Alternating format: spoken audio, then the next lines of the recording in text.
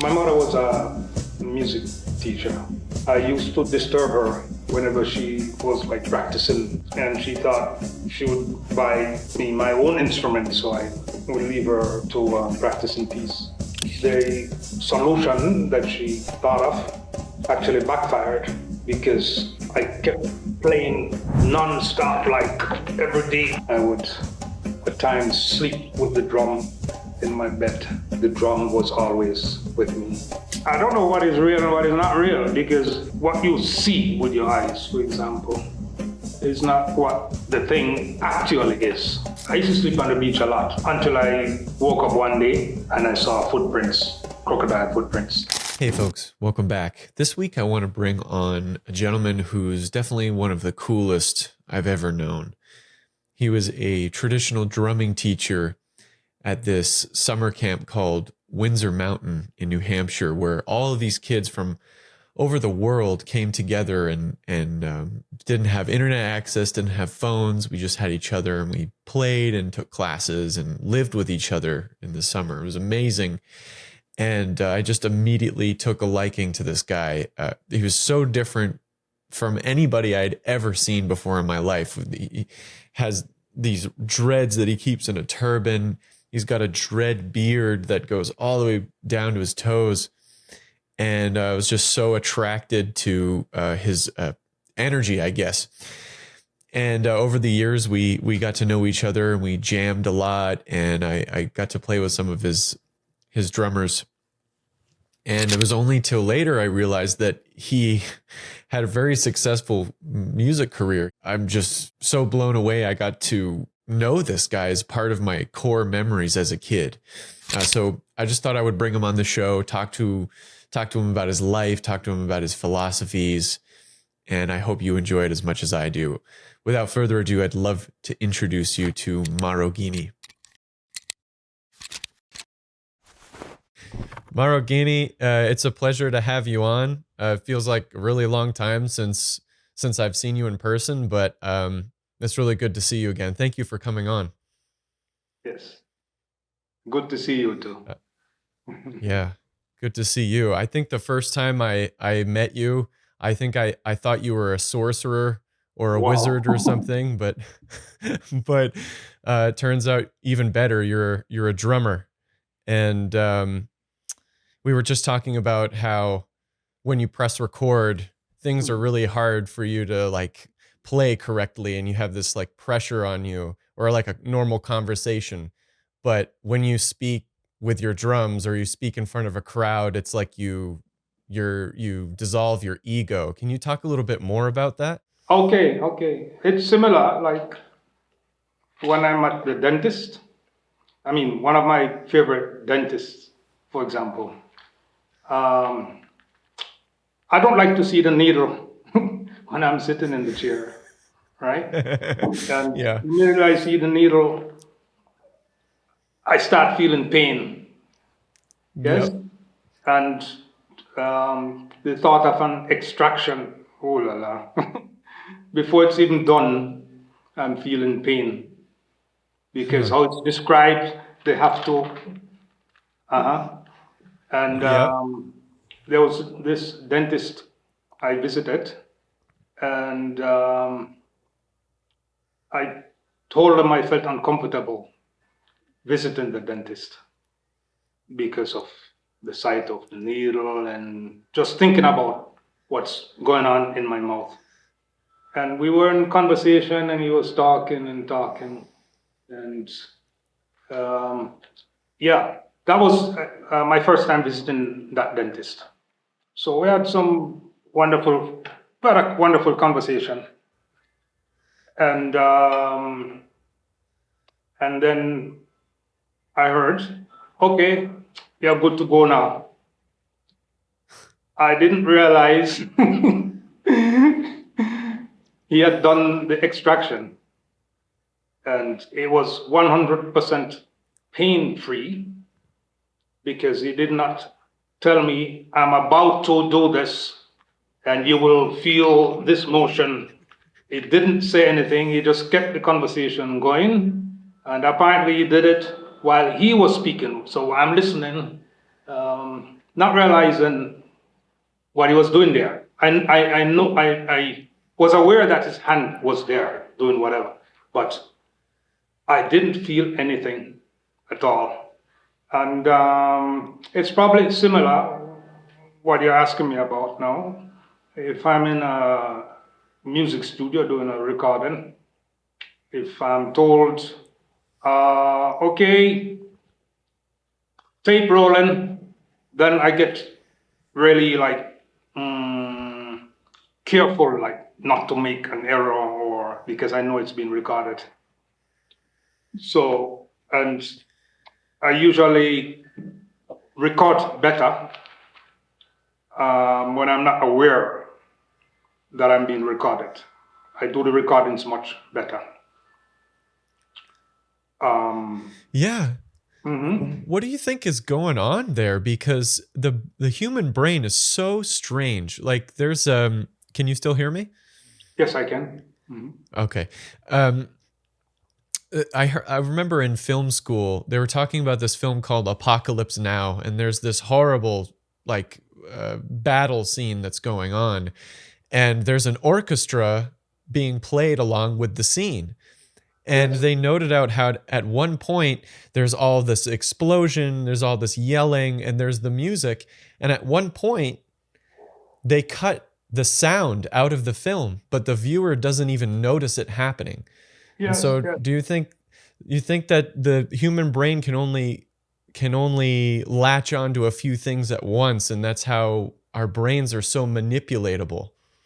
I can't answer that question because it is so complex, the human brain. Even the experts who just spend their entire lives studying the human brain still cannot decipher it.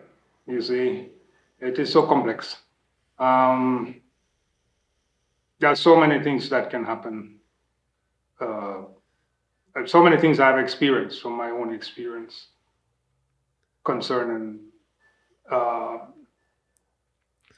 the brain, like things that you believe or what you hear, what you're told, the effects it can have on you, just being told something. There are countless examples that I could give. Mhm. I'm just thinking if it's something that I can say publicly. Sure.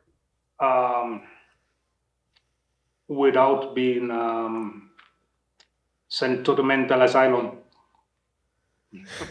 Yeah. Yeah.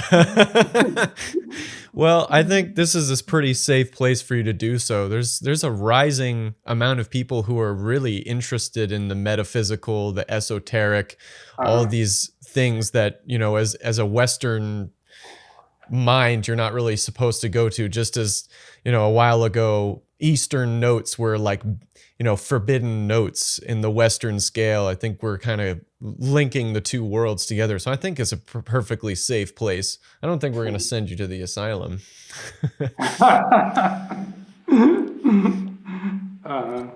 Anyway, I remember once as a child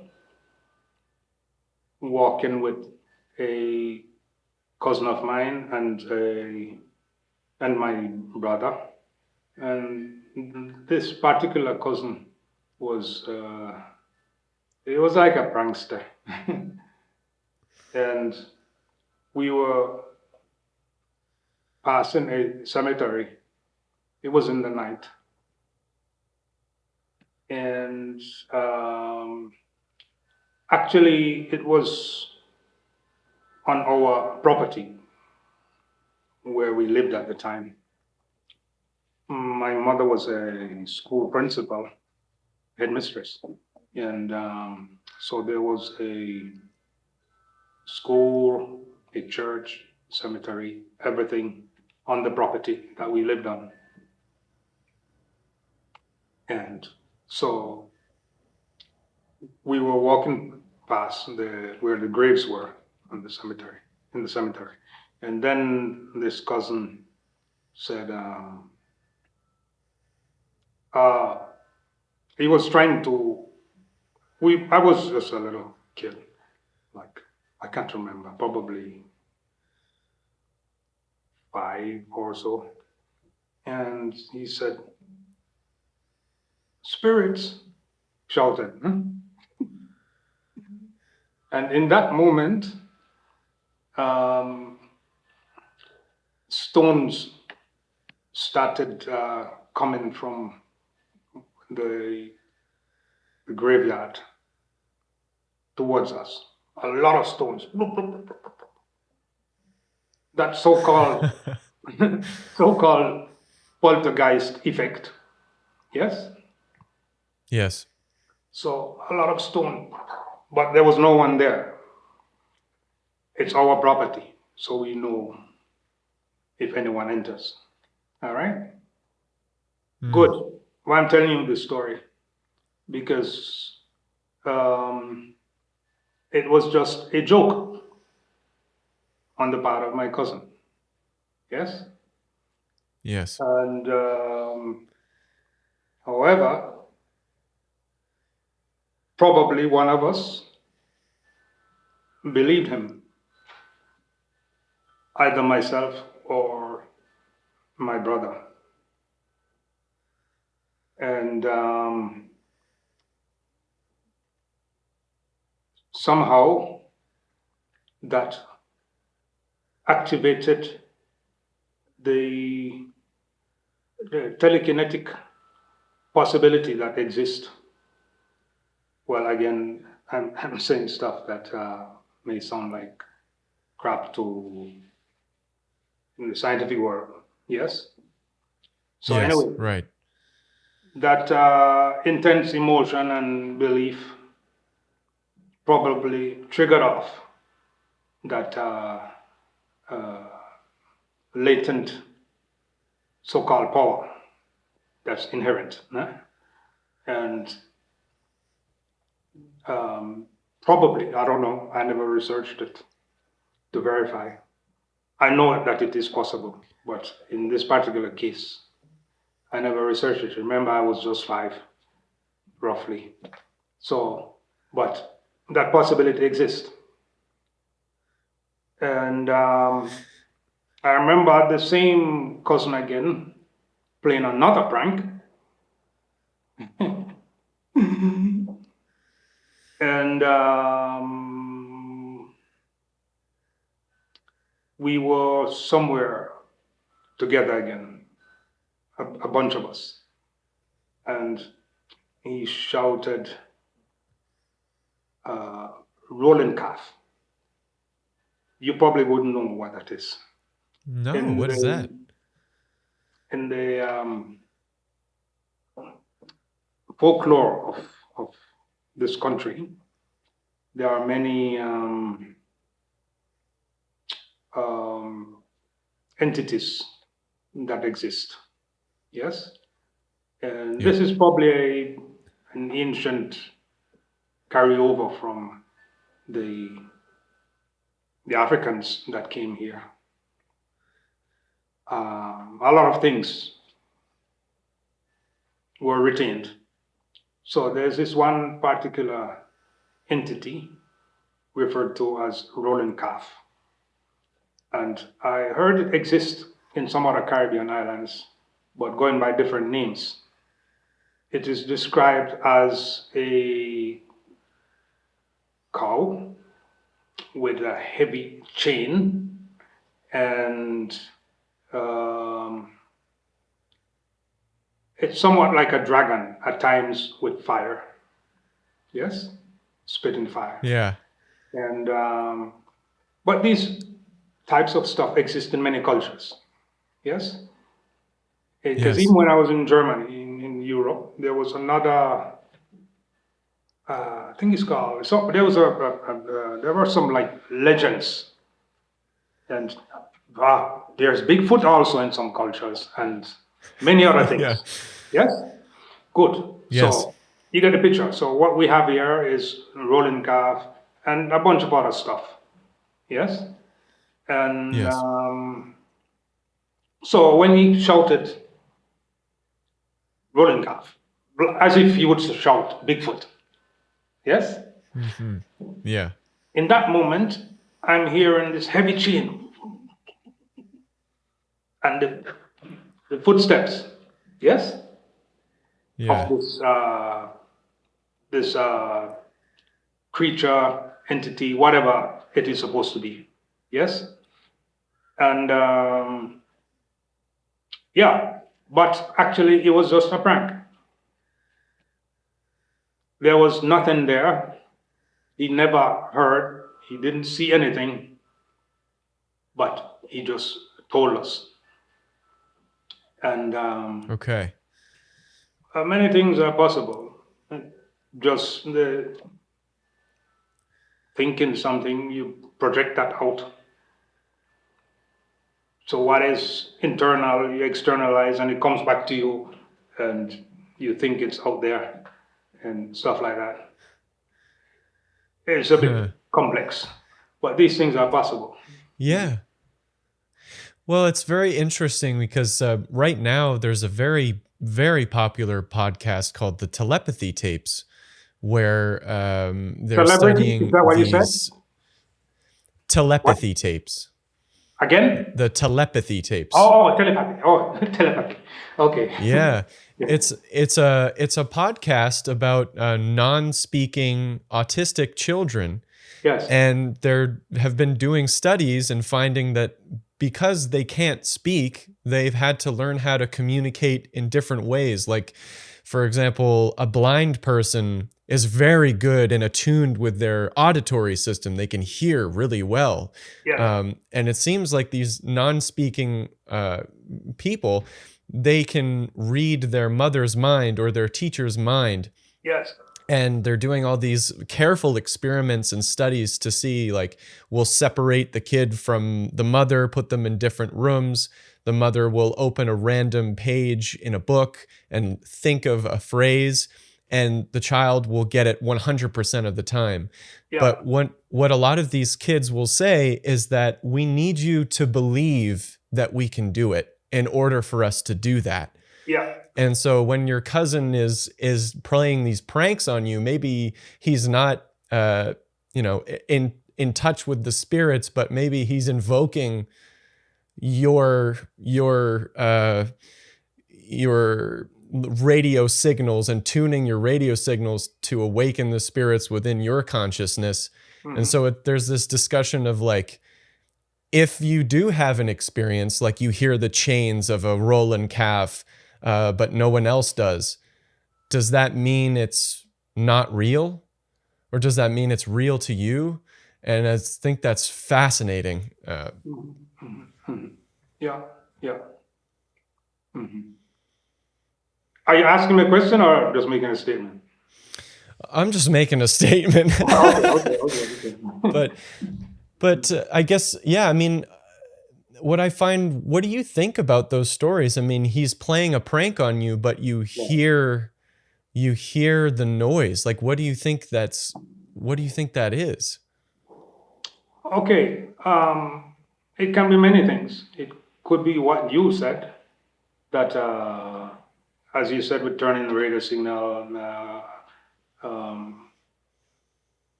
making you more attuned to whatever exists beyond the five senses. Yes? It could be that, Yeah. or this is all speculation, so I'm not telling you, of course, facts. It could also be what I said earlier, that your whatever you think, you project outwardly, and it sort of bounces back. It's a form of hallucination, probably. Yes. Mm-hmm. And in that case, I don't know if it can be described as real, but I don't know what is real and what is not real, because even what we're seeing now on there is not actually whatever your eyes what you see with your eyes is also a form of hallucination. Anything you experience with your five senses, because what you're experiencing, um, what you see with your eyes, for example, is not what the thing actually is. Yes, it's just appears that way through your faculties. Yes, another Yep. living organism would see something that looks totally different with his sense organs. Are you following what I'm saying? In other Yeah, words, absolutely. okay, so that could be called hallucination and not real also. So that's what I'm saying. What is real, what is not real. Uh, to me, what is real must transcend what these faculties are able to perceive. Yes, because they are Yeah. limited. Um, that is one of the reasons, by the way, my name is Maroghini. Okay. What can you tell me more? What does Maroghini mean? It means optical illusion. That's cool. Yes. That's cool. So I'm constantly being reminded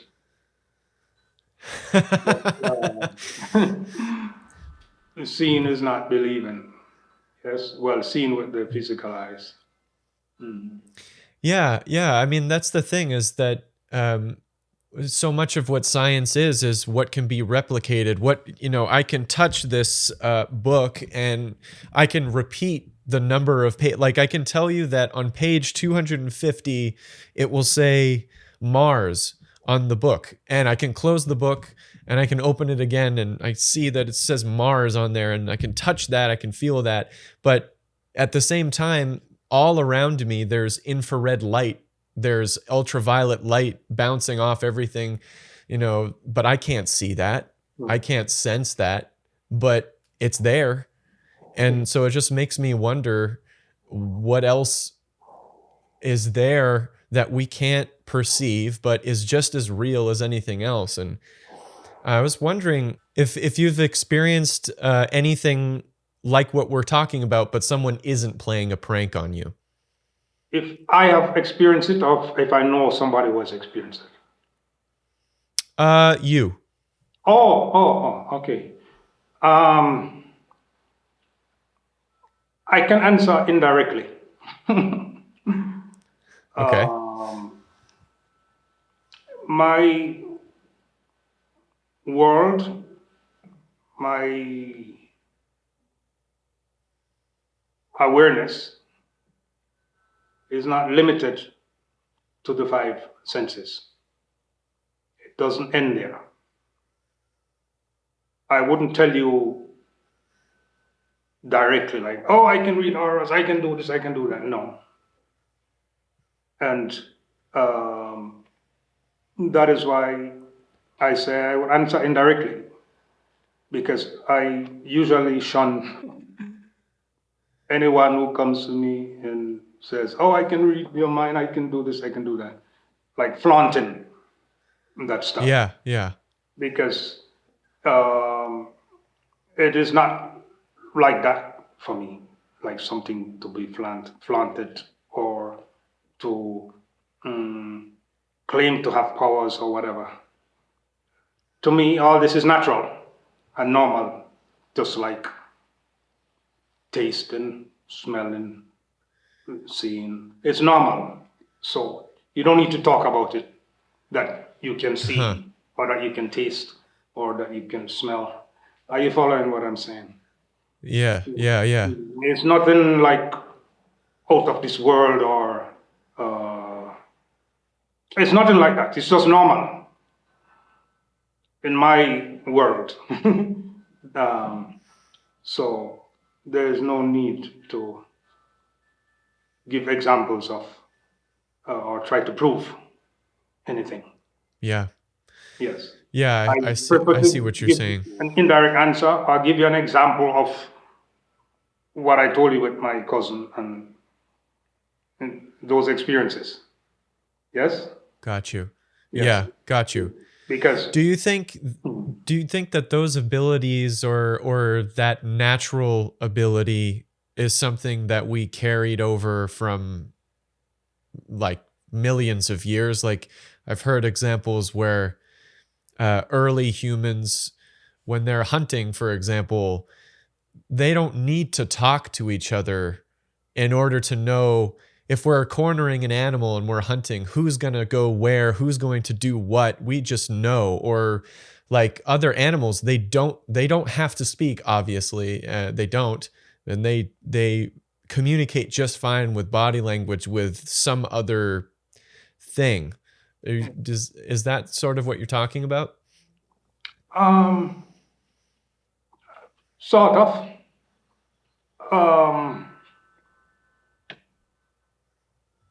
I guess sort of, because that's just a given. It's natural. And I think a lot of this stuff is probably lost. It's not that. I mean, I think I don't know. It's in everyone. It's latent. Yes. But Yeah. depending on upbringing, culture, programming, religion, etc., these things can become like sort of atrophied, or they are there, but they need to be triggered or exercised, awakened somehow, depending on the individual. In some folks, it doesn't need any awakening. It's just there, like those ancient hunters you spoke about. But a lot of things get suppressed, depending on the culture, as I said, upbringing. A lot of things. Yeah, absolutely. Well, to transition a little bit, because of course, you're a master drummer. You're an author of a book that's called Spiritual Drumming, and I just wanted to ask you, what is spiritual drumming? What does that mean to you?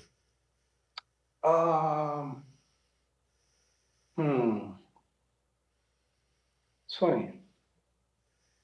I'm not even sure I thought about it when I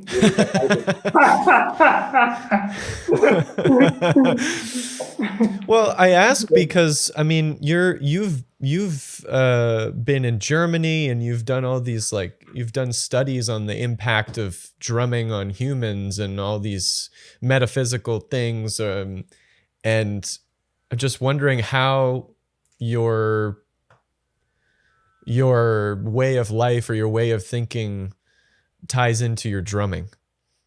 Oh.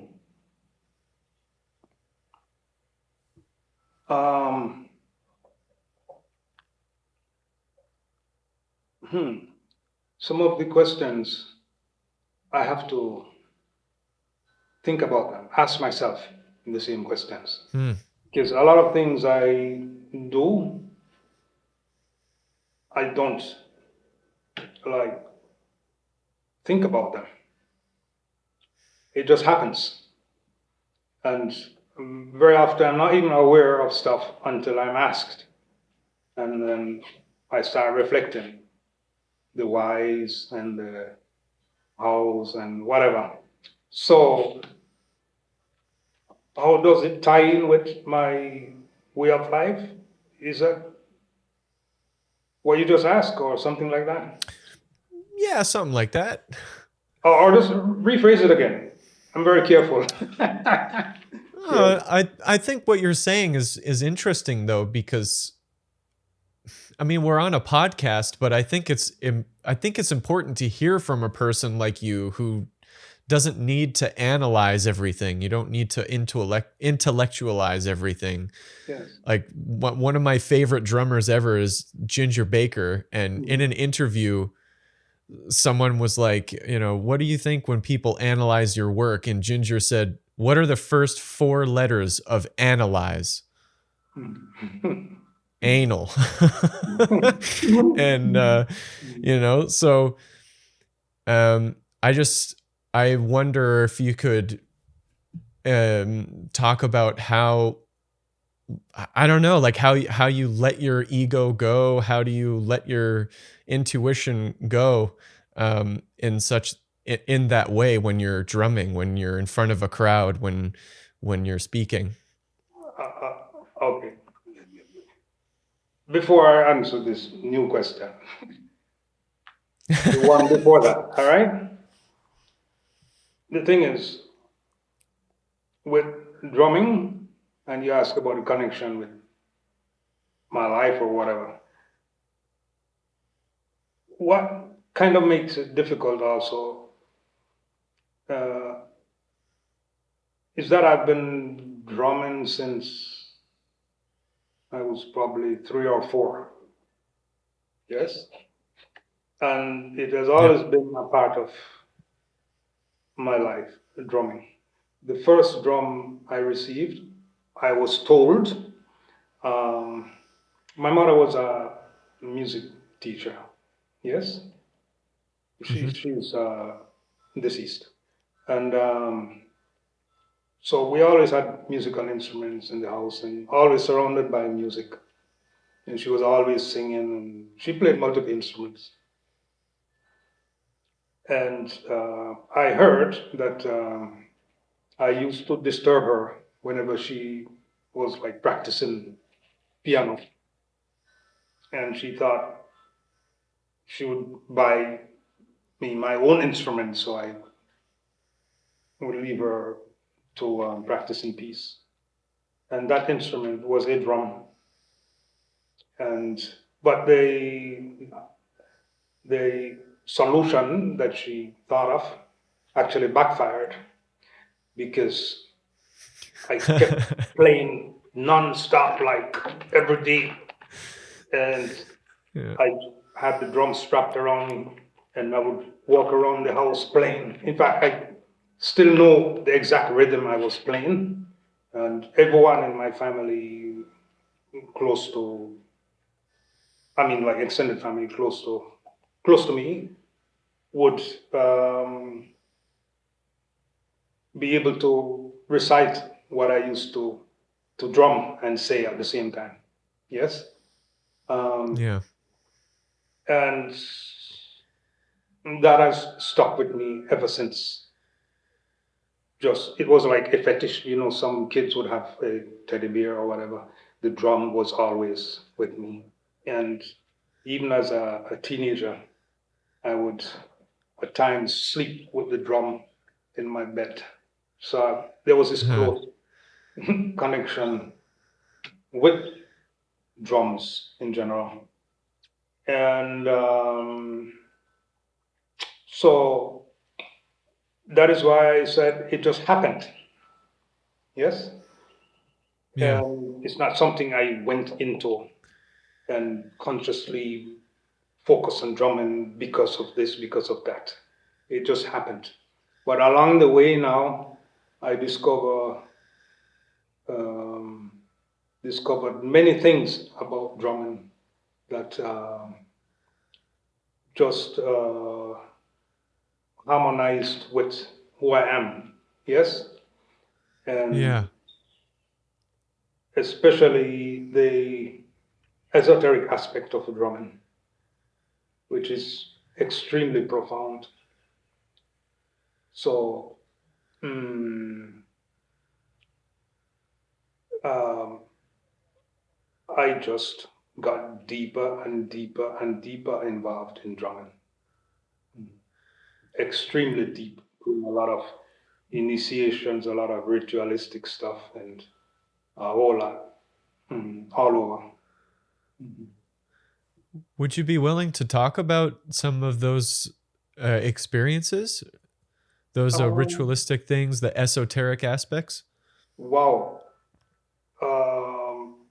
there's so much. It's like a never-ending story. Um, hmm, well, my primary interest in drumming was more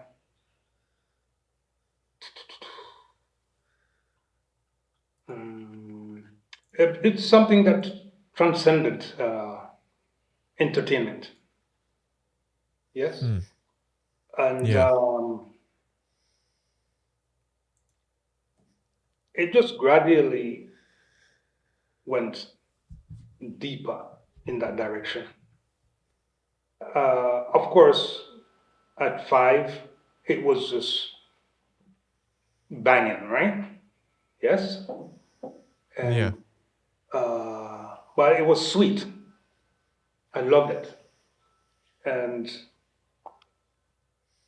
but it gradually morphed into something extremely profound and beyond sheer auditory stuff, just enjoying it. Yes. Yeah. And that began very, very early because I was exposed to a lot of ritualistic stuff as I grew older as a child.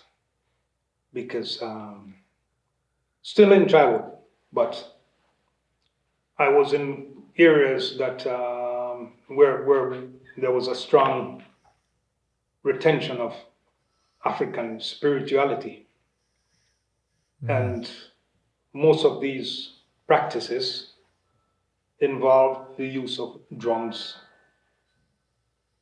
And so in the early days, I was involved in a lot of this stuff. And I still am. So we're talking about more than half a century of involvement in that type of stuff. So as a result, there are many different practices here. Right. I will call some names. There's Tambu, Ete, Gere, Kumina, Dinkimini, Nyabingi, etc., etc. So it's a long list. I wrote about stuff like that in my book. So these are African retentions that still exist in Jamaica. Yes, and there are also Indo-Jamaican traditions, drumming traditions that I'm also exposed to. I used to be regular in a Hindu temple playing the tablas or percussion, Indian percussion stuff here. Again, that is in the context of that's Hinduism, no? Religious stuff. So, but I'm not Hindu, right? But right. As I said, growing up, I was exposed to so many and involved in all of these ritualistic stuff with anything to do with rituals and drums. I was always there. Yes. So Yeah.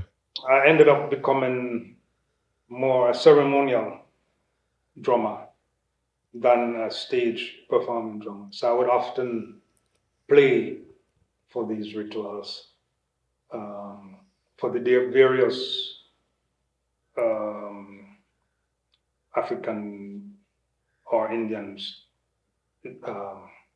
traditions that exist there. I ended up being one of their drummers. So drumming is like, when you're talking about how drumming is like, you became interested in it beyond just entertainment. And I think for a lot of people, especially in the West, they might not really understand what that means. You're talking about rituals and ceremonies. And so when you talk about a certain style of drumming, I think you said dinky mini or nyabingi, what are the differences between some of those? Oh, big difference. Well, Yeah. all these traditions that I mentioned, they have their own uh, drumming styles and the different rhythms and different types of drums and accompanying songs and accompanying dances and and and ritualistic practices. Right. It's kind of difficult to say in just a few words. I mean, the difference. It's an entire study. Uh, Nyabingi and um, the various stuff that exists. And um,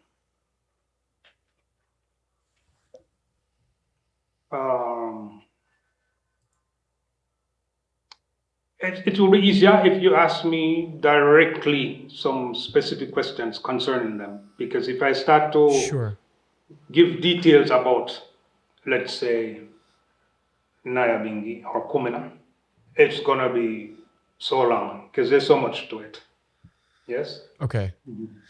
Okay. Is there like for Nyabingi, for example, is there a specific tradition, or is it that there are several different like rituals and traditions within Nyabingi, for example? Like, is each one of them like a huge like school, or do you know what I mean? All right. It's easier to answer a question like that if you ask me about another type of tradition, like Kumina, for example. Okay. Okay. So let's talk about that. Because just like in Christianity and some other religions, there are different, like in Christianity, you have different denominations. Like Yep. there is Presbyterian, there is Catholic, etc., etc., etc. A similar thing exists among the Rastafarians. Yes, Naabing is a kind of religious music used by Rastafarians. Yes, but there are so many different types of Rastafarians, so it gets very complex. I could make it simpler by attempting to play a rhythm that belongs to um, one of these traditions. And so you will hear the difference in the rhythm. But to tell you the difference between the practices of these various African retentions, if you have the time, but it's very long. Yeah, it is. It's so complex. I mean,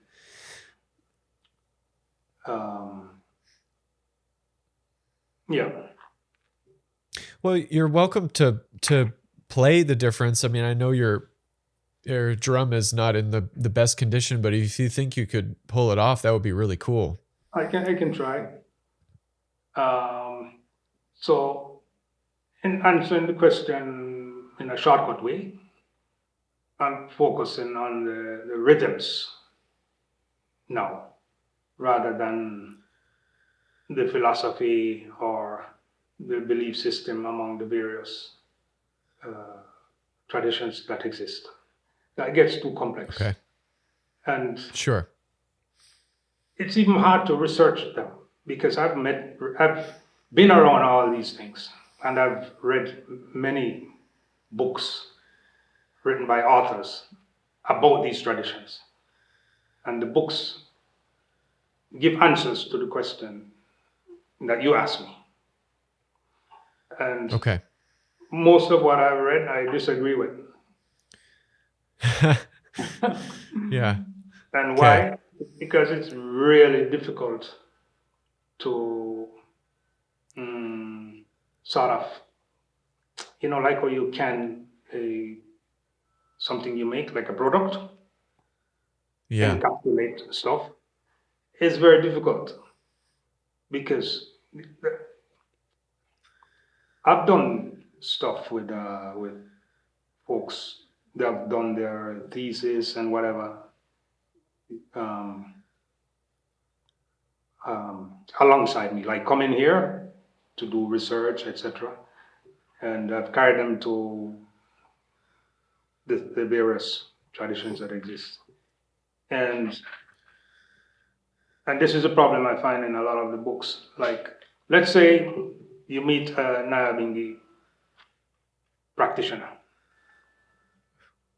You ask certain questions and you get certain answers from practitioner A. You go to practitioner B. He will say, oh, it's nonsense what he told you. And then you get different answers. And it can go on and on and on and on. It gets very confusing. You see? Yeah.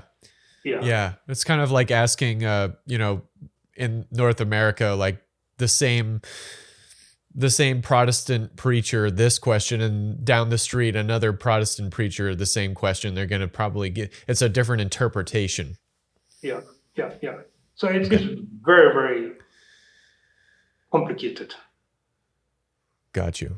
You Well, see? that answers the question in a way. I mean, it helps me understand that, what seemed like a simple question to me, or, was actually opening up a Pandora's box of something super complex, which in a way is educational to me. So yeah, thank you.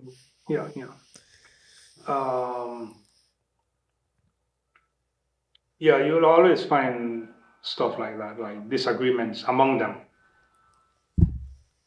And sometimes you interview someone from one of these traditions, and he'll tell you, he or she, the history, and it's completely different from what another practitioner will tell you. And you see, Yeah. And it happens also with the drumming, but not that extreme. And if there's a difference, it is just minor. Yes? Okay. Yeah. Yeah. So generally, the Nyabingi rhythm, it would consist of 3 drums, generally. But the rule is not hard and fast. Sometimes you'll find a dozen drums, or you see, a lot of things not set in stone.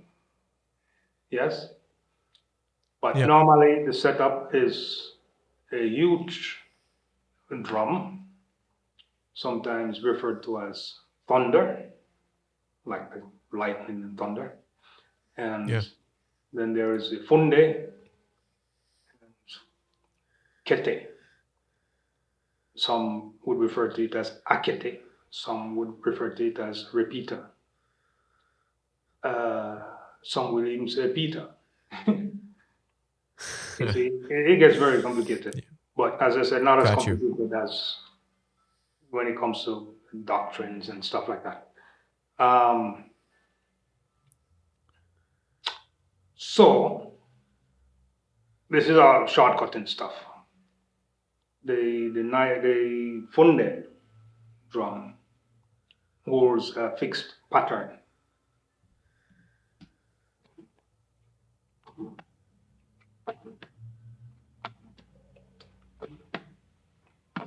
Yes? Then the thunder drum, I don't have one here with me right now, but it would be going boom, boom. It's an open note, and the second one is muted. Yes? That's a basic pattern. But there are variations to it. There are some patterns that are highly syncopated, for example. So instead of syncopation would be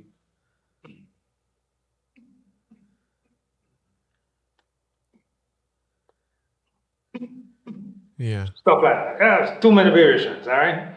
That is just an example. But Yeah. yeah, but that drum is not busy. It's just every now and then you will hear a shift from the, which is basic. So I'm going to try and duplicate it on this drum, but it's not Okay. going to be the same effect because the Okay. first note is a long sustained note. Boom, boom. I can't do it Yeah. on the drum I have now. All right? So it's Okay.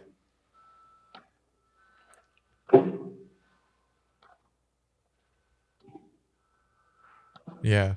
so the first note normally would be a longer note. That's when you get Okay. the real thunder effect. Boom. Yeah. Yes? Good. Then there's another drum, the third drum, kete, repeater, akete, different names. By the way, the name is coming all the way from Ghana. There's a heavy influence from Africans who came from Ghana in Jamaican culture. So one of the drums still has a name of a Ghanaian drum, but it's not the same as the drum in Ghana that goes by the name kete. Well, in Ghana it's akete. Yes? Okay. So that drum departs from these fixed patterns. Yes? So you'll hear more Yeah. variations.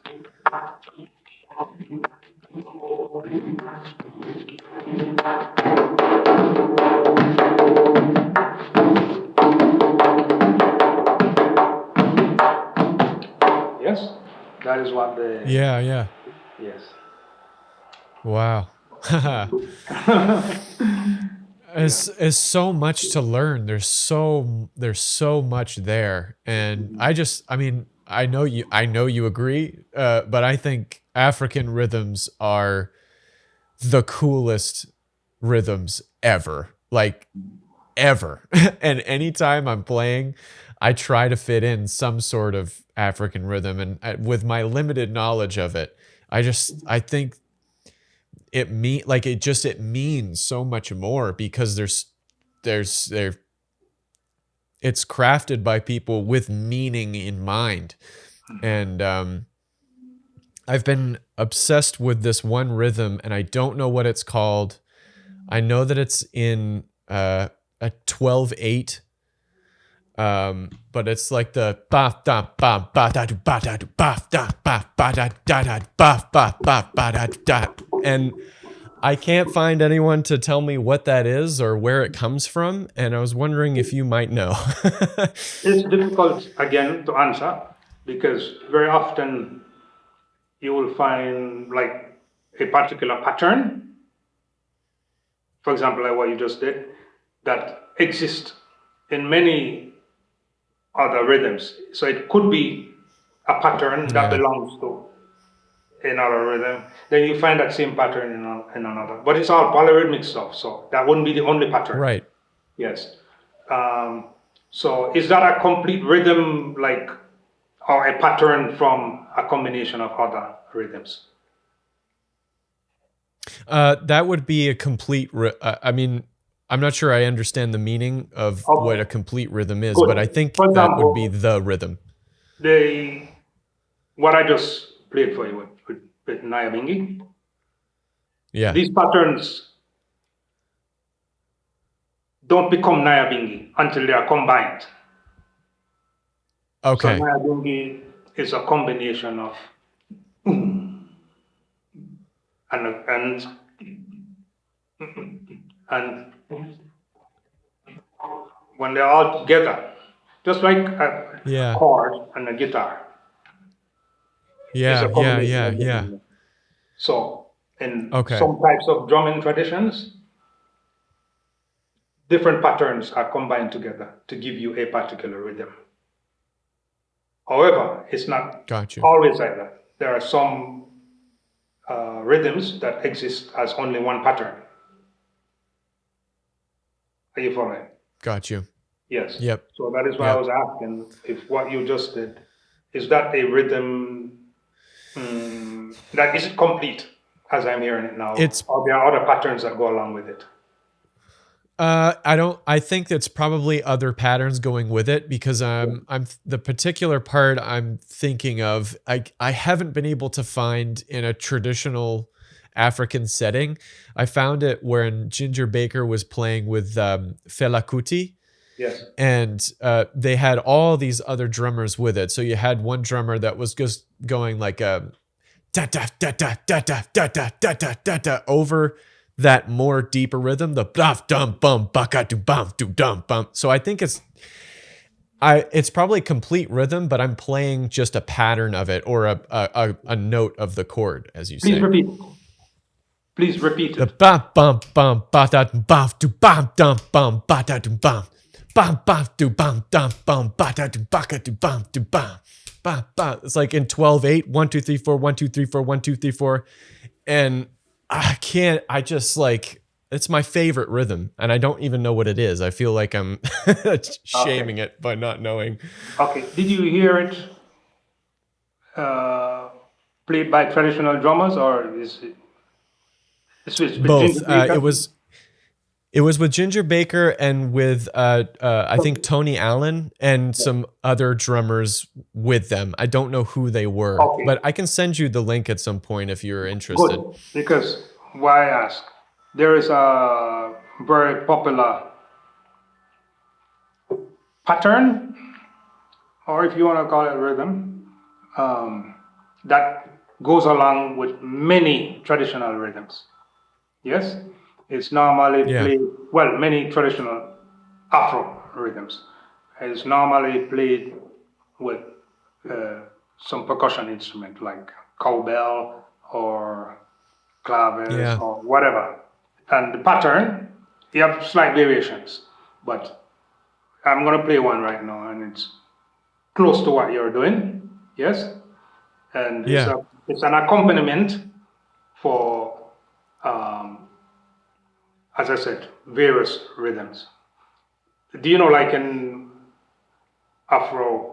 many styles of Afro-Cuban drumming, there is the clave pattern? Not sure if you're familiar with it. Yes?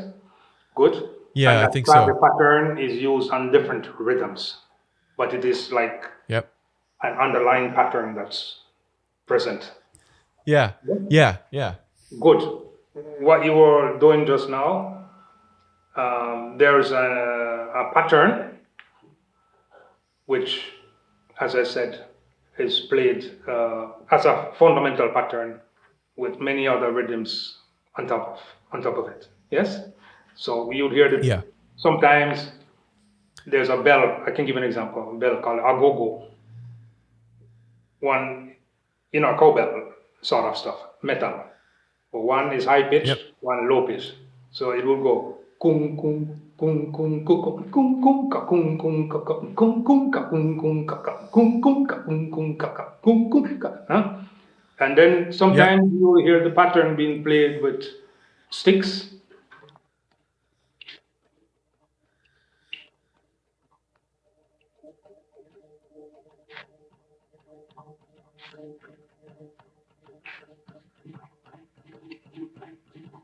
Yes.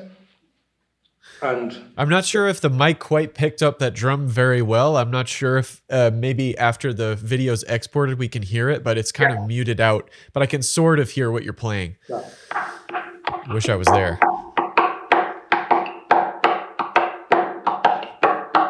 That's it. Yeah. Yeah. Yes. That's a popular pattern. It's not really a rhythm by itself, but it underlies several rhythms. Yes? Yes. Oh,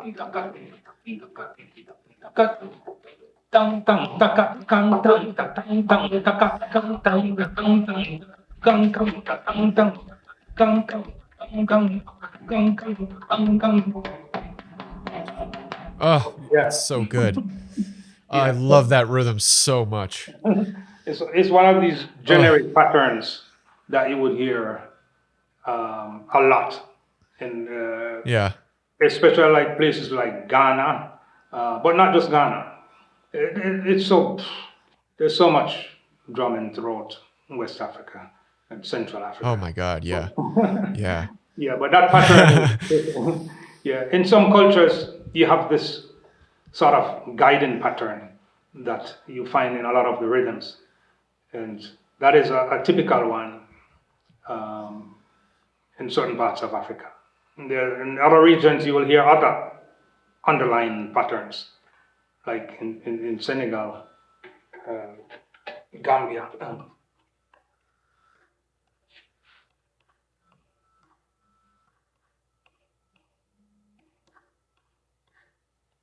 Yeah. Yeah, Yeah. that's another guiding pattern. And then on top of that, there are like complex rhythms that are played. Uh, I don't have the drums here. I have to play the drums with my That's mouth. okay. Yeah.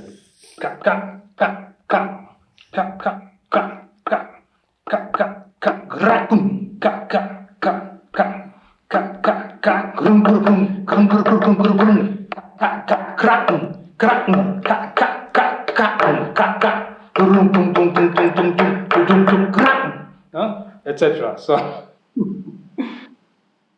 although the pattern is there, the guiding pattern, yeah, the complexity goes on top of that.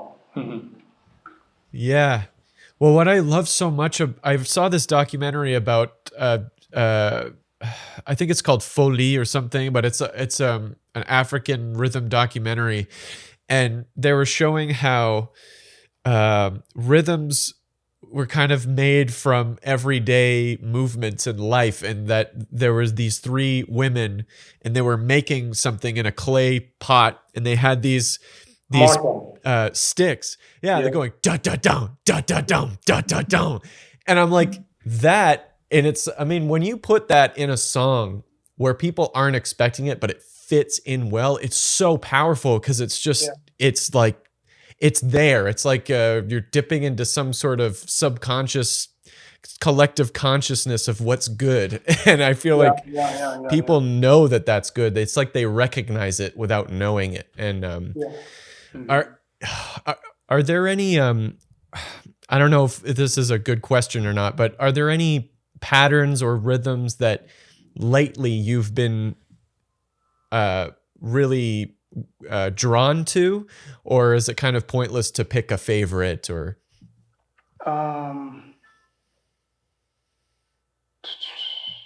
That's so difficult. Yeah. That's so difficult.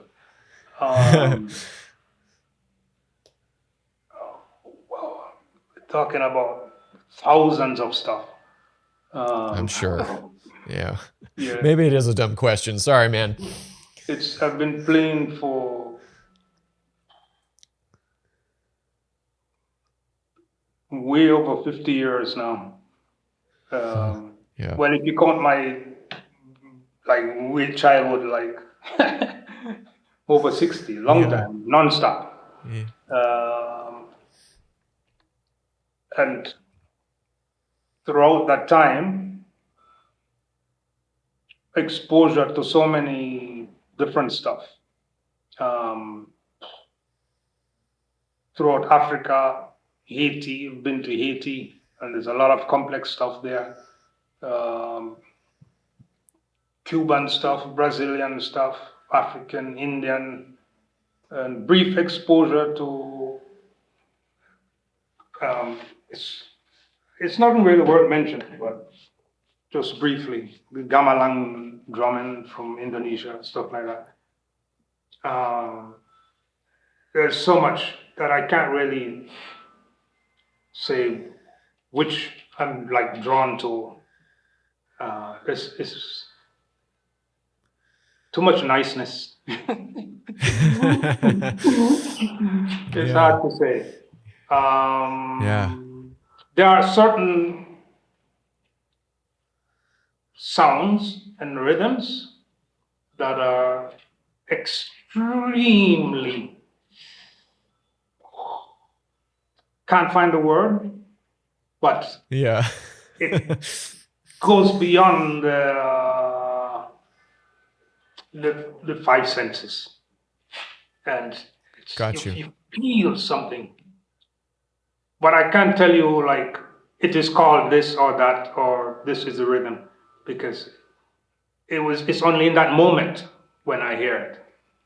Are you Yeah. following? Like Yes. the Yes. drum may make a particular sound, and that does the thing.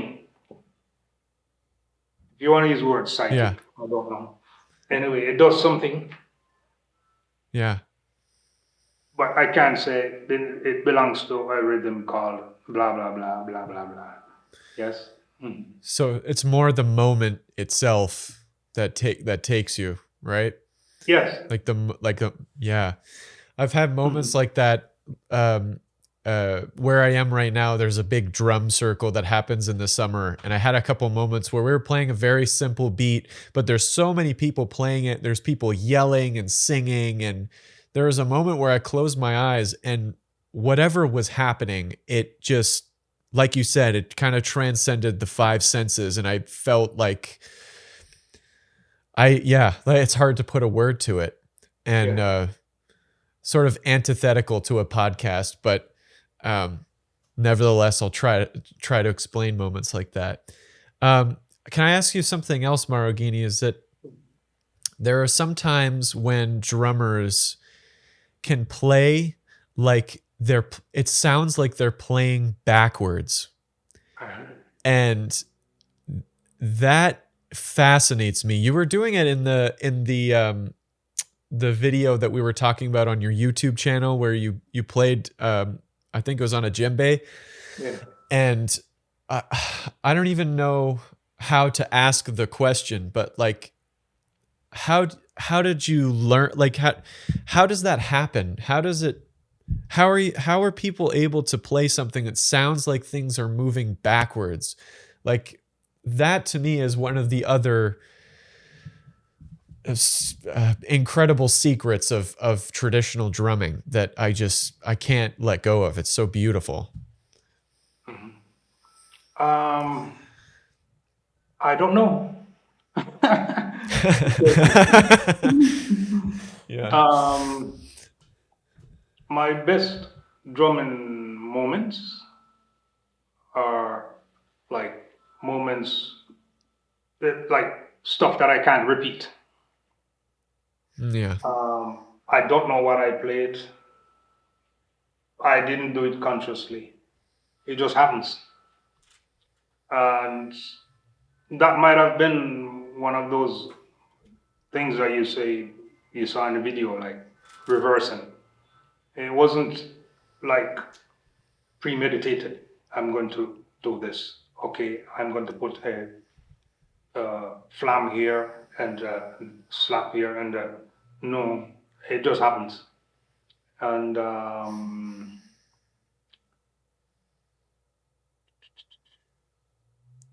so I don't know how to answer the question you asked.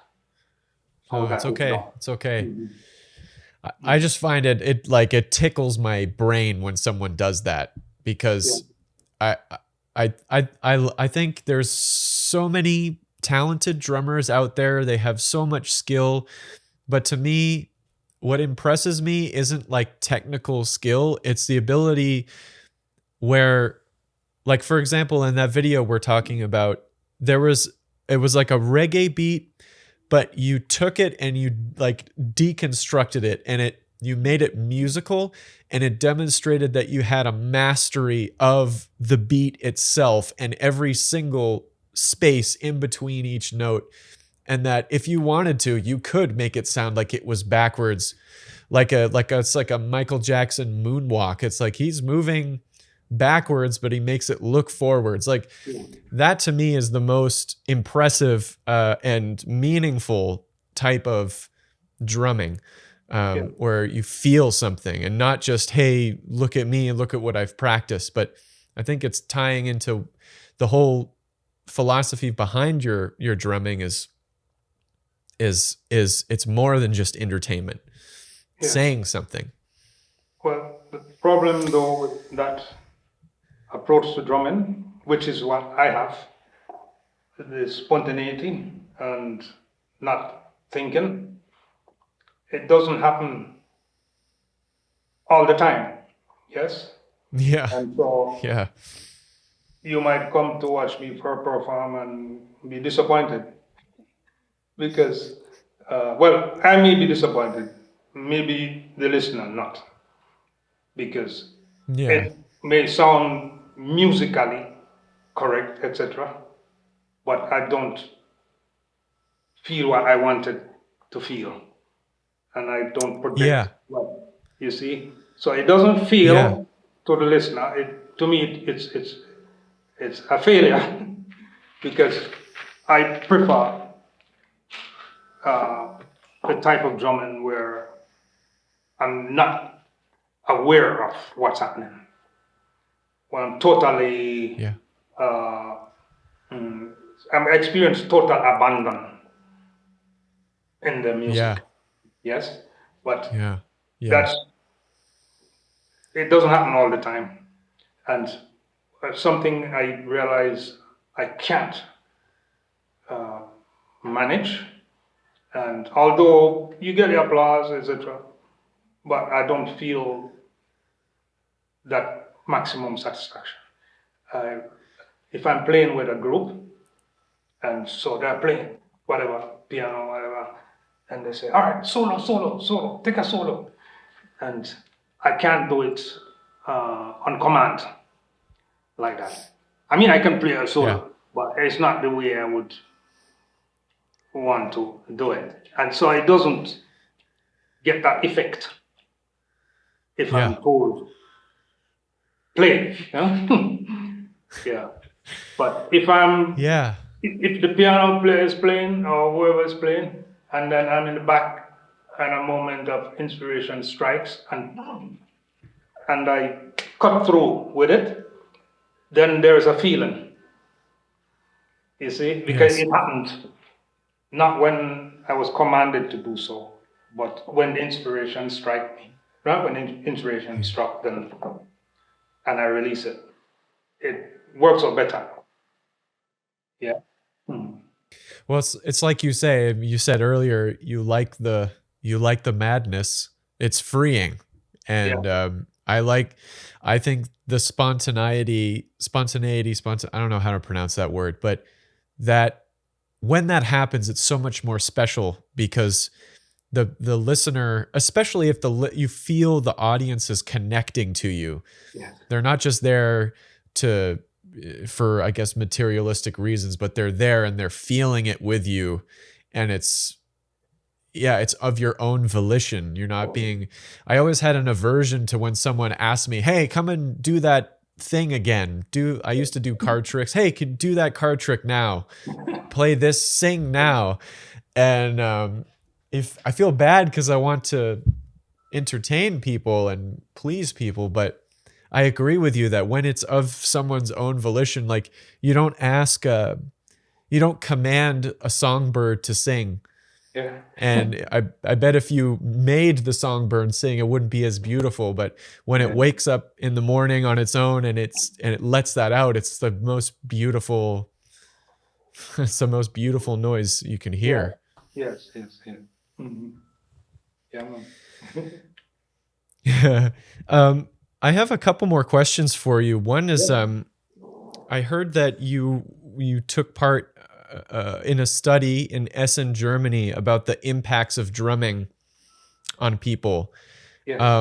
Could I ask you what are the impacts on people of drumming that you found in that study? No, I wasn't the one doing the study. I was just the guinea pig. Okay. It was being done by an ethnomusicologist. Okay. His name is Dr. Klaus Raab. So I was in the experiment. Electrodes were connected all over, and to this machine, I think it's called the electroencephalograph. Yep. And EEG. right then, I was asked to play like some traditional drum rhythms, and then they would check the machine and see what physiological effects Okay. different patterns would have on humans. But that was a study that was done like 1979. That's how many years? Oh my God. Yeah. Okay. Uh, Back when people were doing cool studies, I guess. That sounds cool. that was long before internet and Yeah. long before there was any scientific interest in that type of stuff. But nowadays, I notice online there are a lot of studies Oh, about okay. drumming and the effects, and there are drum circles and drums used in therapy. And in fact, I was called to do some drum therapy once at a hospital in Germany for like patients who are dying from cancer. And yeah, so it was like some that study was like he was a pioneer, like it wasn't normally researched Yeah. until more Got recently. you. Yeah, when drumming has become more popular now, you see drums being used and at conferences, and I've played at like these corporate places. Like they would have a certain time of day where they would do a drum circle and regular Right. officers, not musicians or whatever. And so it's used a lot nowadays, and there are a lot of scientific research done now. But that was way back, 1979. And you were asking the results. That I don't know because that was not my test. And Got the, it. the scientist, he died. And so it is possible that stuff was published, but I don't know how to access it. And I met someone one day who told me he probably would be able to help me find it somewhere, somehow. Okay. But so I don't have an answer to that particular test. What happened? Okay. No worries. Yes. Another thing I found out about you is it says you're, correct me if I'm wrong, it says you're the inventor of the psychoacoustic sound session. What Yes. is that? Oh, la, la. um, hmm, hmm. Um, it's a sound session. People are gathered, and I'm playing certain sounds, certain drum rhythms, uh, certain chants, and these things are supposed to have some effect on the listener. And it's a combination of stuff from my years of involvement in music, in entertainment music, in non-entertainment ritualistic stuff, um, countless rituals, and just my own observation, my own sort of indirect research. It's not really conscious research, but my experience in that field, both modern and ancient, um, music therapy and the use of music uh, in the context of spirituality, religion, etc., etc. It's a culmination of all that experience. I sort of condensed, um, and created my own sounds and rhythms, and have listeners around in a particular setting, and have folks tuned in to what is being played, the sounds that are produced. So it's not like a concert, it's more an attunement directly with the sounds that are being produced. Got So you. that means attunement without distraction. Yes. Yep. In some cases, if it's easier for the listener, eyes are closed, and then the music does its thing. Yeah, while one is in that passive state, and it is supposed to, according to empirical evidence, create various physiological effects. Some refer to it as brainwave entrainment, many different things, altering the brain waves. For some, they may have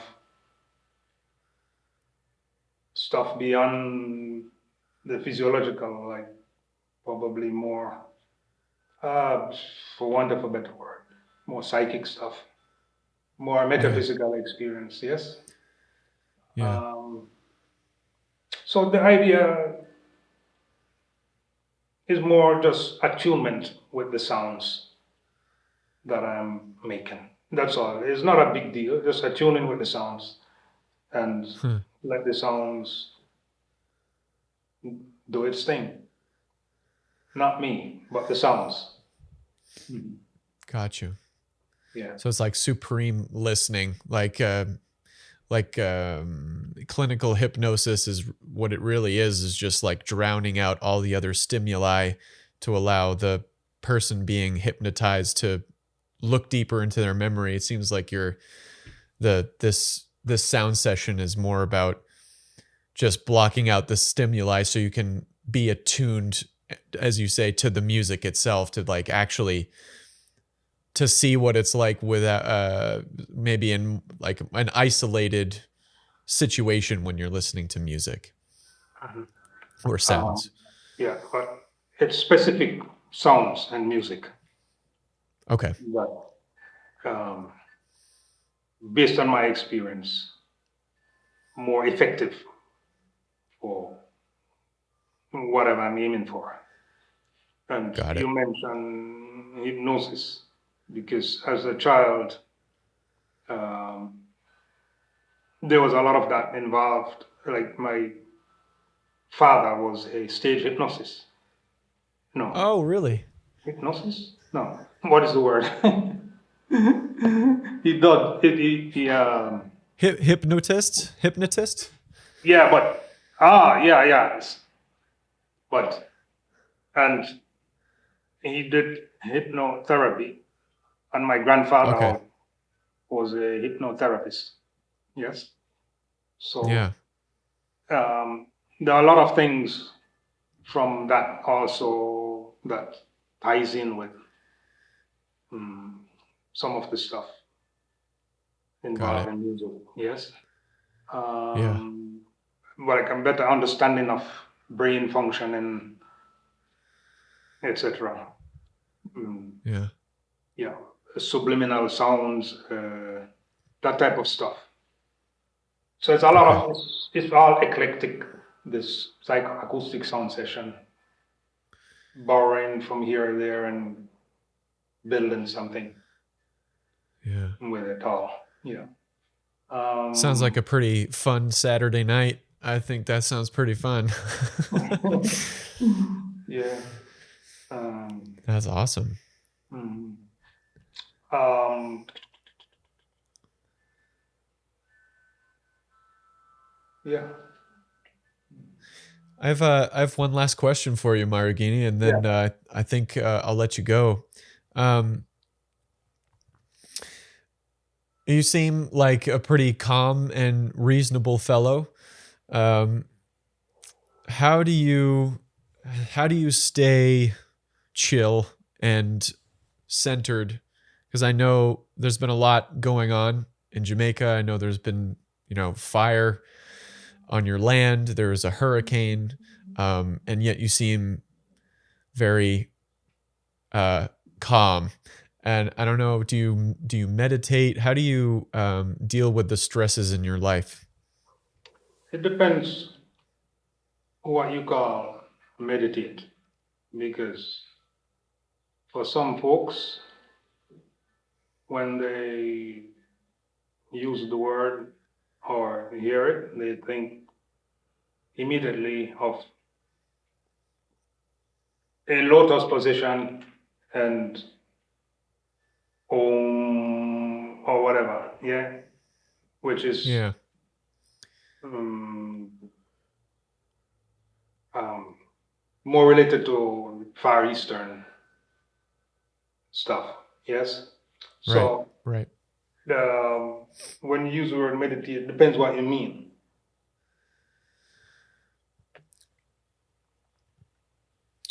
Well, I mean, I just mean, how do you, like, what keeps you calm? Like, for me, because I've been so sick for so long, what helps me in the morning is I take an ice cold shower every single morning, and that kind of sets my mood straight.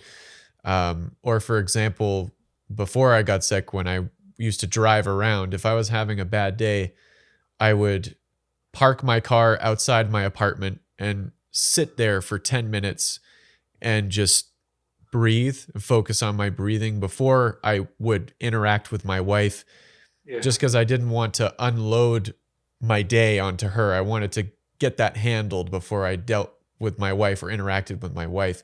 How do you deal with the stresses of your life? Doesn't matter how. I want to know what. Uh, uh,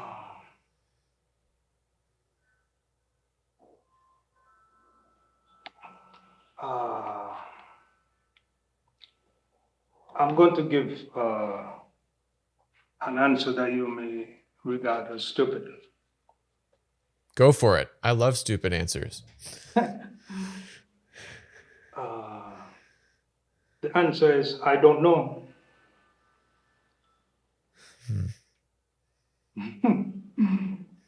Mhm. Yeah. Yeah. Um,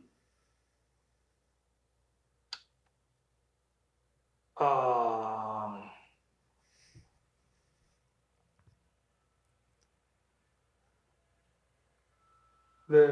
it's kind of strange. I'm not fazed much by whatever experience, and I've had countless uh, experiences, like horrific stuff, because I've traveled all over the world, right? More than 40 countries, and throughout my travels, I have different experiences. Some most wonderful, and some not. But as I said, there's I don't feel mm, it's like when the dentist extracted my tooth. I did not feel anything. Yes, Yeah. so it's sort of some immunity. However, if it is something that affects not just me, but others or someone close to me, that immunity is not there. Yes? Yeah. And I'm more concerned about the other person and Yeah. the effect it would have on the other person, that whatever experience. If it's an experience where I'm not alone, Yes. that's what I'm talking about, it's a bit more complicated. But if it's just myself personally, it's like a shield. Uh-huh. But I get more concerned if it is something that impacts another person. Like, for example, what happened to our house. Yes? Because I'm not Yeah. alone, Right. it is cause for concern. Are you following? I got you. Yes. And Yes. like in the hurricane, a lot of stuff was lost, a lot of belongings. But a good portion didn't belong to me, you see? Yeah. So I can't just go tralala, all is well. Are you following? Yeah. Yeah. Yeah. Yeah. Because they were on the mic here and it's all gone. Yes. Yeah. So the question you ask, where I said I don't know, it concerns things that only affect me. It's easier for me if I give an example. I used to live somewhat like a part-time hermit of sorts. It was in an area that was extremely remote. The nearest neighbor was probably 5 miles away. And Wow. yeah, and there was no um, sign of civilization nearby. No electricity, no. Uh, well, I had a spring on the property, and I used to have solar. That's a long time ago, like maybe like 4 years ago. And Wow. I built a windmill, and it was sort of like my can't find a word. Something like a retreat. Okay. So I would. It was a time when I was like touring a lot, music. It was like the pinnacle of my career at the time. But then I would, like after heavy touring or whatever, go back to this location and be in isolation. Because remember, when I'm outside of that location, I'm physically with mankind all over, entertaining Yeah. thousands of people, stadiums, whatever. Then I come back to this location where I'm absolutely alone, physically. Yes. So Yeah. in Physically. in this location now, I had solar, wind, electricity, totally off the grid. Yeah. And I would spend like sometimes months at a time there, sometimes weeks without leaving, without seeing a human. Yes, I would be in Yeah. that uh, isolation. But for me, in that uh, moment, of being away from thousands of people, somehow in this state of isolation, I was better able to connect with millions. You see? Yeah. 'Cause Yeah. when I'm out there, I may have like 80,000, 100,000 audience, some stadiums.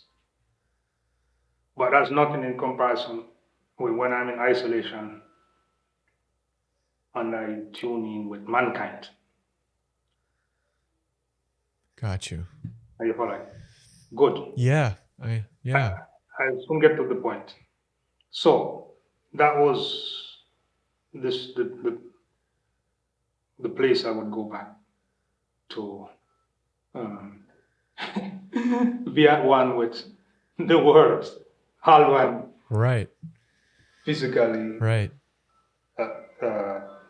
in the house, right, alone, Yeah. on tour, etc. Yeah. Traveling, I would be at one with the audience here, there, and friends and whatever. But being alone physically, I will be at one with the whole universe. Yeah. Yeah. Yes. Yeah, I get you. Yeah. No limit. Good. So picture this. I would normally return to Jamaica, drive a rented car, boom, boom, boom, boom, boom, boom, down to this property. Remember, it's in isolation, right? No one there. Right? Then I would be transformed into a bushman, for want of a better Yeah. word. Yes? Yeah. So I'm there, and I would do a lot of crazy stuff, like sleep wherever I felt like sleeping. So sleep on the balcony, sleep on the roof, sleep on the beach. It was a beach lot. Yes. Yeah. So I used to sleep on the beach a lot until I woke up one day, but not the night when I slept on the beach, and I saw footprints, crocodile footprints. Oh So I boy. never bothered to sleep there anymore. Yeah, yeah, because Oh that my property, God. it was frequented by crocodiles, and I didn't know that because Oh man. it's a swampy area.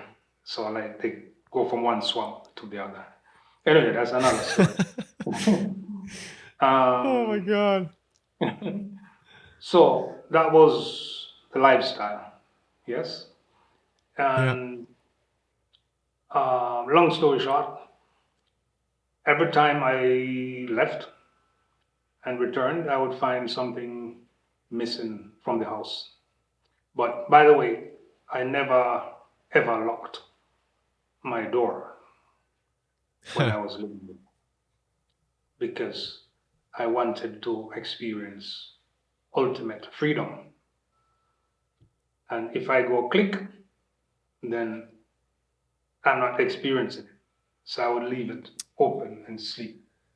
And that's madness. Aha. Are you following? Yeah. Yeah. Yeah. Yeah.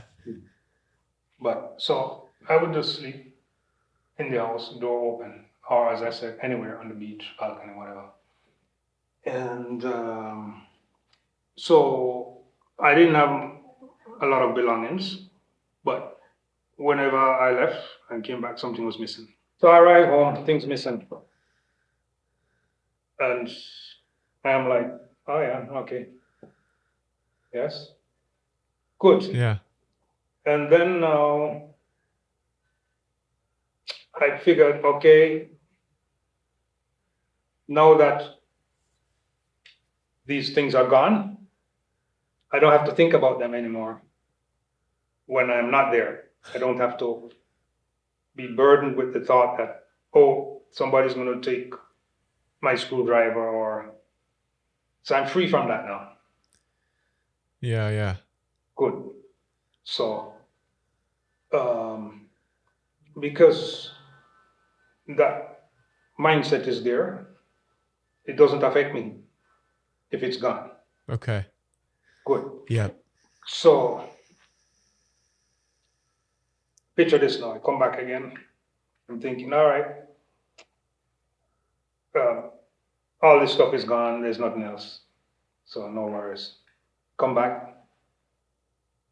Now the fixtures of the house are gone, like the face basin, toilet bowl, etc., etc. And then What? and again, all right, yeah. So it's just a face base. It's just a toilet bowl. Yeah. And still didn't like faze me. It surprised me, but it's not like, oh man, yeah, Yeah. good. So picture this another time again. I'm coming back. Like, you're driving, whistling, heading home. When I look, the house is gone. Oh my God.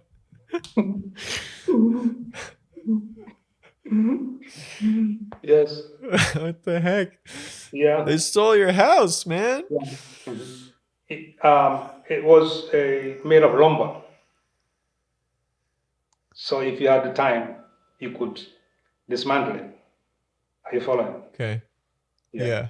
The foundation was concrete, but everything else it's like a log cabin. Yeah. But remember, I'm not in Jamaica at the time, part of the year. So whoever was doing it would have the time. Right. A lot of time. To demolish. Yes? So I'm looking, no house. And I am just a house. And yeah, I didn't come here with one, and I'm not leaving with one. Huh. Yeah. So, and I am going to make back another one. So it's not a problem. Yeah. It's just the optimism and confidence that, okay, it will happen again. Yes? Yeah. So in a case like that now, it's a matter of perspective. You see, mindset. Yep. So because I'm thinking, oh, I can, although I didn't have the means, but just the confidence, I'll make back another one. Yes? And right. Also, oh, but it's not really mine because I didn't come with it. Yeah. And I'm not leaving with it. So it's just a mindset. Yes? Yeah. Remember. It's like a non-attachment sort of Buddhist kind of mindset. Yes. Because in any case, what I used to do when I was living there, I would go to the extreme. Like, I remember after a while, I stopped using the solar and the windmill. And I decided, I don't need this. I'm going even more bare bones. So I would just have like a lamp, a petroleum lamp or candle, and the light would only be wherever I am. Yeah. So if I'm in the kitchen, I don't need light in the. So I just need one light source. You see? So I would just have the lamp. And then after a while, I used to notice like some animals around in the night. You'd see the eyes. And I was thinking, wait, I'm going to try that too. I'm going to stop using the light. And there was a time I stopped using the lamp and I lived in darkness. Although the mechanism that the animal has is different for night vision, no? Yeah. Anyway, so Yeah. I still went ahead with that madness and went without light. So, in other words, going bare bones. So losing all these things wouldn't affect me. Right. So you're kind of like you were like training yourself to have no attachments except for other people, to the Yes. people you love. So no Ah, material attachments. Yeah. yeah. But when But it I comes to a can't, person you love and they're messed with, that's something completely different. Yeah. yeah, I can't have that same mindset like now. Are you Right. following? Yeah. Yeah. So, I mean, I can still have it, but not when others are involved Yeah. in whatever possession. Yes.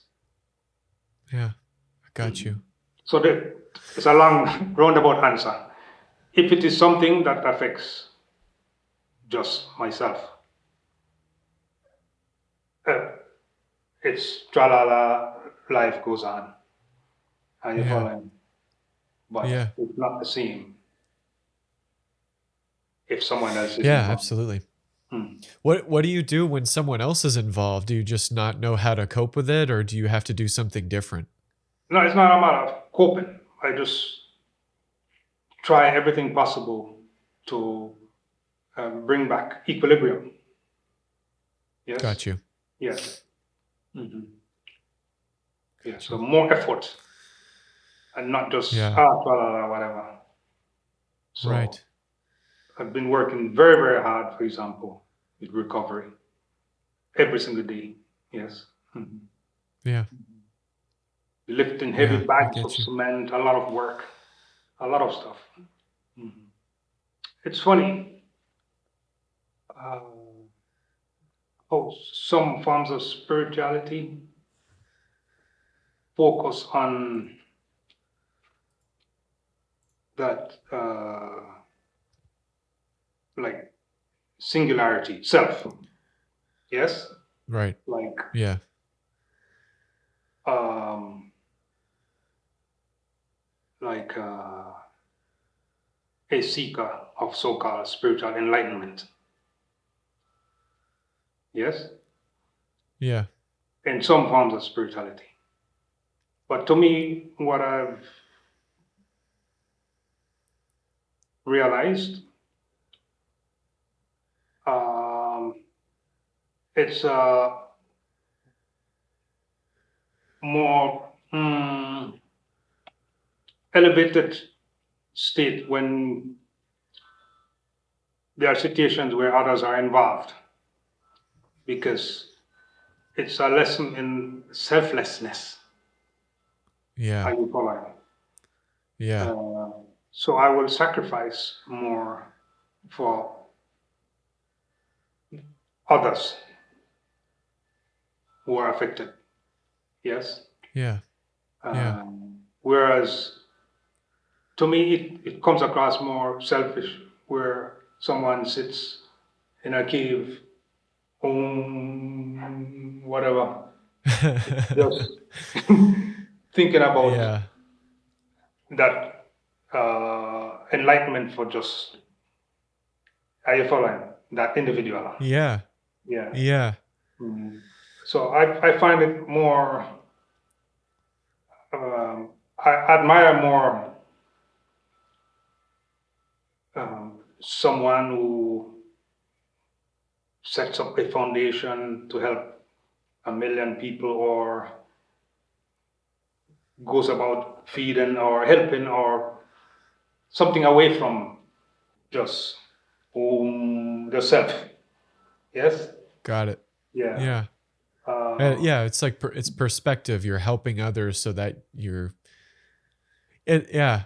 Well, I mean, if I think a lot of people are correct in saying that almost everything is connected, and so in a way, if you're focusing on helping others, even when things are terrible, horrific, as you say, then in a way you are helping yourself. And as long as you don't think of it that way, yes, you yes, are. yes, yes, yes, yes. Yeah. Mhm. Well, what you've been saying is definitely giving me perspective. I certainly went through hell just as you have been too, and I'm taking that to heart. So Maroghini, I really appreciate you taking the time to be on the show, and thanks for letting me know you. It's really cool. I don't have many good words for it, but thank you. Yes, yes, yes. And if ever you decide to visit this country at any time, just give me a shout out. And we're still under repairs here, but when it's all finished, then we will have space. So you're welcome to visit. Mhm. Thank you. Thank you. And if you ever want to come visit here, then the same. I don't have much, but yeah, same goes for you. But I think I'd rather go to Jamaica than where I am.